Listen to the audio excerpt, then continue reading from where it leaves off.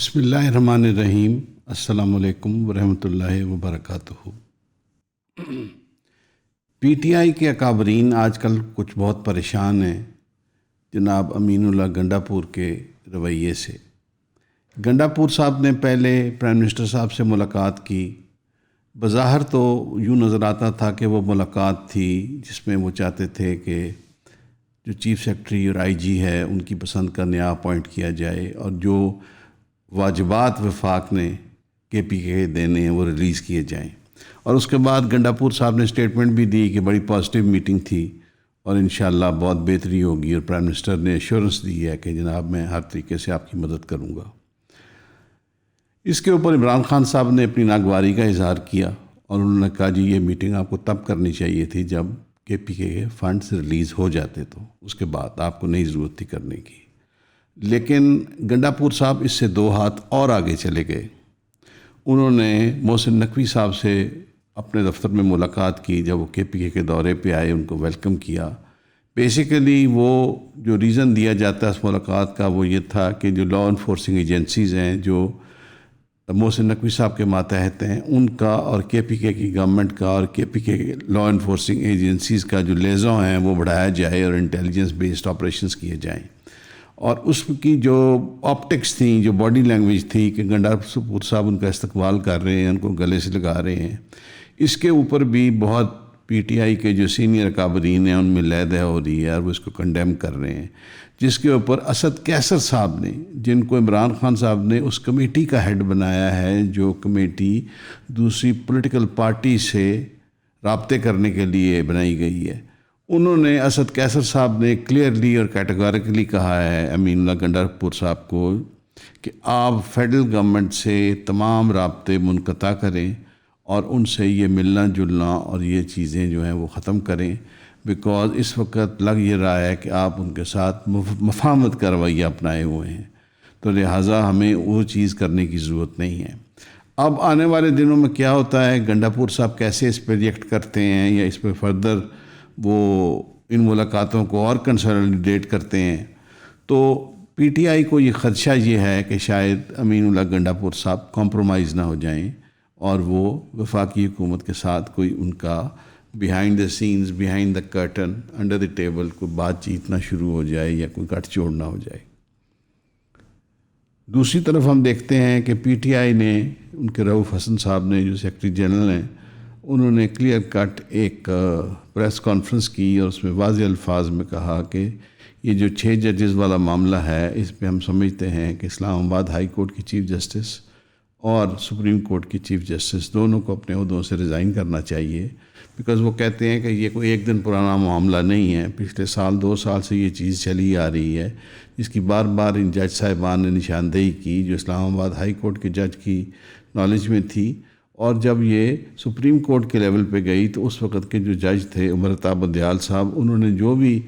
ان کی معروضات سنی اور جو بھی ان کو ایڈریس کرنے کا وعدہ کیا، اس ہر میٹنگ میں ساتھ قاضی فائز عیسیٰ صاحب بھی موجود ہوتے تھے۔ تو لہٰذا رؤوف حسن صاحب کا خیال ہے یا پی ٹی آئی کا یہ خیال ہے کہ یہ دونوں جج صاحبان جو ہیں، جن میں سے ایک اسلام آباد ہائی کورٹ کے چیف جسٹس ہیں اور ایک سپریم کورٹ کے چیف جسٹس ہیں، دونوں جو ہیں وہ ان کو اپنا عہدہ چھوڑ دینا چاہیے کہ وہ ابھی تک ان 6 ججز کی جو ریکویسٹ تھیں یا جن کی کمپلینٹس تھیں ان کا ریڈریسل نہیں کر سکے۔ اب دیکھتے ہیں آنے والے دنوں میں کیا اس کا نتیجہ نکلتا ہے۔ ابھی جو خبر موصول ہو رہی ہے وہ یہ ہو رہی ہے کہ جی ریٹائرڈ چیف جسٹس تصدق حسین جیلانی صاحب کو گورنمنٹ نے اس انکوائری کمیشن کا چیئرمین اپوائنٹ کر دیا ہے۔ اب دیکھنا یہ ہے کہ قانونی حلقوں میں اور عام عوام کے اندر اس فیصلے کو کس طریقے سے آپ لوگ لیتے ہیں اور ایبزارب کرتے ہیں۔ آپ اپنی رائے میں ضرور کائنڈلی کمنٹ کیجیے گا کہ آپ کیسے اس فیصلے کو دیکھتے ہیں۔ اور دوسری چیز یہ ہے کہ رؤوف حسن صاحب کا یہ کہنا تھا کہ ہم ٹوٹلی کنڈیم کرتے ہیں کہ شہباز شریف صاحب اور ان کی گورنمنٹ اور ان کے ریلیٹیوز اور ان کے ایلائز میکسیمم بینیفیشری تھے، یہ جو ان 6 ججز کی کمپلین ہے کہ یہ ایجنسیز انٹرفیئر کرتی ہیں ہماری ڈے ٹو ڈے فنکشننگ کے اندر، تو کیسے آپ اس شخص کو کہہ سکتے ہیں کہ وہ اس کا انویسٹیگیشن کا جو کمیشن ہے وہ اپوائنٹ کرے؟ بلکہ وہ یہاں تک بھی جو مختلف قانونی حلقے ہیں وہ یہ کہہ رہے ہیں کہ چیف جسٹس صاحب کو اس ان گریوینسز کی سیٹلمنٹ کے لیے، ریزالو کرنے کے لیے ایگزیکٹو کے پاس جانا ہی نہیں چاہیے تھا، کہ بیکاز یہ تو ساری جو کمپلینٹس ہیں یہ ڈائریکٹلی ٹورڈز ایگزیکٹو کی جا رہی ہیں، کہ ایگزیکٹو اور اس کی آشیرواد سے اس کے جو الائڈ ادارے ہیں، یہ جو اس کے نیچے ایجنسیز ہیں، وہ انٹرفیئرنس اور میڈلنگ کرتی ہیں ڈے ٹو ڈے فنکشننگ کے اندر کورٹس کی. لیکن بہرحال یہ جو ہو رہا ہے اب دیکھتے ہیں کس طرح انفولڈ کرتا ہے. دوسرا میں آپ کی توجہ دلانا چاہوں گا کچھ سوشل ایشوز کی طرف. ہم دیکھ رہے ہیں کہ بسنت کی لعنت کی وجہ سے فیصل آباد میں ایک انتہائی خوبصورت لڑکا 24 سال کا، جس کی منگنی ہوئی تھی، عید کے بعد اس کی شادی تھی، وہ روزے سے تھا اور وہ افطار کے لیے سامان اپنے گھر لینے کے لیے بازار جا رہا تھا، تو وہ ڈور اس کی گردن پہ پھر گئی and he died with in 50 seconds. اور اس ڈور نے اتنے برے طریقے سے اس کے گلے کو کاٹا کہ تمام جسم کا خون 50 سیکنڈ کے اندر اس کے جسم سے باہر سڑک پہ بہہ گیا. پھر سملر ایک واقعہ ہم کل کے ڈیٹ میں دیکھتے ہیں جو لاہور کے اندر پیش آیا، کہ وہاں بھی ایک نوجوان لڑکے کی جو گردن ہے وہ کٹ گئی. میں اور تفصیلات میں نہیں جاؤں گا، اور وہ بھی اپنی جان کی بازی ہار گیا. سوال یہ پیدا ہوتا ہے کہ ہمارے معاشرے کی آپ ذہنی حالت دیکھیں کہ وہ جو ڈور اب بن رہی ہے وہ سننے میں آ رہا ہے کہ جی وہ بال سے بھی پتلی ہے، اور اس پہ اتنے زبردست اور اتنے وہ مضر کیمیکلز لگے ہوئے ہیں کہ وہ ایسے آپ کے ہاتھ کی انگلی بھی لگ جائے تو یہ انگلی کٹ کے علیحدہ ہو جائے گی. یعنی وہ اتنی شارپ ہے، it is like razors age, وہ ایک چھری سے بھی زیادہ تیز ہے. یعنی قربانی پہ جو آپ چھری استعمال کرتے ہیں جانور کی کھال کاٹنے کے لیے، اس سے بھی زیادہ وہ لیتھل ہے. تو اس سے آپ بسنت گڑیاں اڑا رہے ہیں، ایک شوق پورا کر رہے ہیں، ایک سپورٹ کر رہے ہیں، ایک شغل کر رہے ہیں، ایک انجوائمنٹ کر رہے ہیں، ایک انٹرٹینمنٹ کر رہے ہیں، اور وہ ان لیو آف دیٹ وہ رزلٹ بن رہی ہے، وہ ریزن بن رہی ہے، وہ موجب بن رہی ہے لوگوں کی جانیں لینے کا. اور اس کے اوپر پنجاب گورنمنٹ نے تو بہت بڑا ایکشن شروع کیا ہے پولیس کے تھرو. لیکن میں یہ کہتا ہوں کہ یہ ایکشن اب جو آپ نے لیا ہے، تو وہ جو جانیں چلی گئی ہیں ان کا ذمہ دار کون ہے؟ اس کی ذمہ داری کیا حاکم وقت پہ ہوگی، کیا پولیس کے سربراہ پہ ہوگی، یا شہر کے میئر پہ ہوگی، یا کس کے اوپر ہوگی یہ ذمہ داری؟ وہ لوگ کیسے، وہ تو اب لوٹ کے نہیں آئیں گے، وہ تو چلے گئے ہیں. اب آپ جتنے مرضی کریک ڈاؤن کریں، جتنے مرضی لوگوں کو گرفتار کریں، لیکن ہوگا یہ کہ 2 مہینے بعد 3 مہینے بعد یہ لعنت پھر سر اٹھائے گی، کیونکہ ہمارے معاشرے میں جس طریقے سے کرپشن سرایت کر گئی ہے، یہ دوبارہ اسی طریقے سے رواں دواں ہوگی، اور اگلے سال بھی فروری میں بسنت ہو رہی ہوگی. اس کا ہمیں مکمل سد باب کرنا چاہیے، اس کو جڑ سے اکھاڑ کے پھینکنا چاہیے تاکہ اور قیمتی جانیں ضائع نہ ہوں. دوسرے ایک ایشو کی طرف میں آپ کی توجہ دلانا چاہتا ہوں، جس پہ آپ نے اپنی رائے بھی دینی ہے، اور آپ کی رائے بہت امپورٹنٹ اور قیمتی ہوتی ہے ہمارے لیے. وہ یہ ہے کہ کوٹردو اور لیا کے اندر 2 9 سال کی بچیوں کا ریپ ہو گیا. یقیناً میرے لیے ڈوب مرنے کا مقام ہے، آپ کے لیے بھی ڈوب مرنے کا مقام ہے. مطلب ہم کیسے کلیم کر سکتے ہیں کہ ہم ایک اسلامی معاشرے میں رہ رہے ہیں جہاں اسلام کا بول بالا ہے، اور ہم ایک اپنے آپ کو ایک تعلیم یافتہ اور مہذب قوم کیسے کہہ سکتے ہیں؟ یعنی کسی بھی پیرائے پہ ہم نہ اسلامی معاشرے کے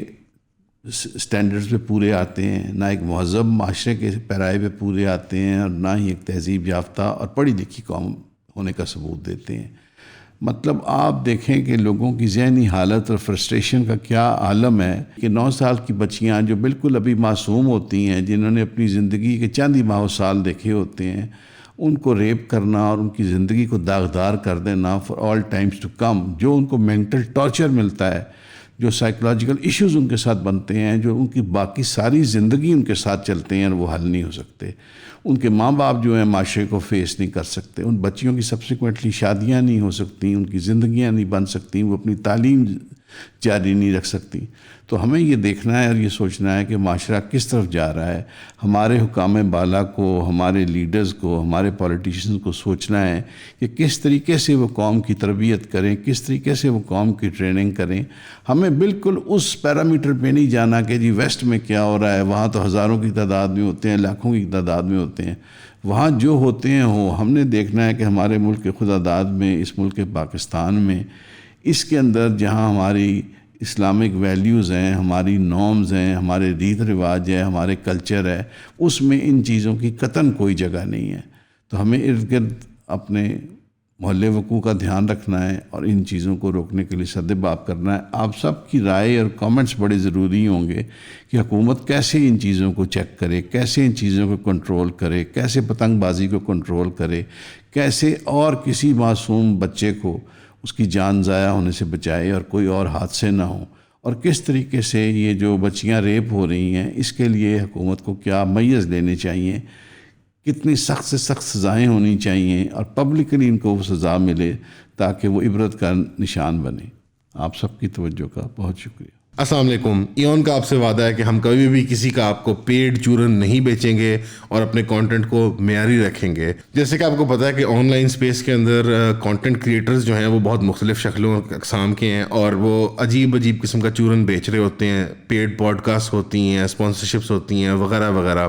تو ہم کبھی بھی آپ کو چورن نہیں بیچیں گے. اگر ایڈ بھی دکھائیں گے کسی پروڈکٹ کا تو کوشش ہوگی کہ وہ ایک جید پروڈکٹ ہو جو سے آپ استفادہ لے سکتے ہیں اور کوئی کسی کام کی چیز ہو. تو ہماری 2 جائز ارننگ کے سورسز ہیں کہ ہم ایڈ چلا سکتے ہیں اور آپ جو ممبرشپس پرچیز کرتے ہیں اس میں آپ کی سپورٹ ہمیں درکار ہے. ہماری ویب سائٹ کھول کے ہماری ممبرشپ پرچیز کر سکتے ہیں آپ، جس کے اندر 4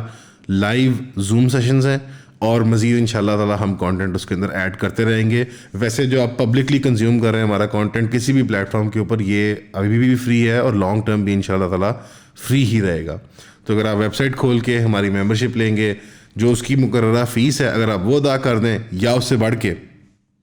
that would be nice. Bye bye.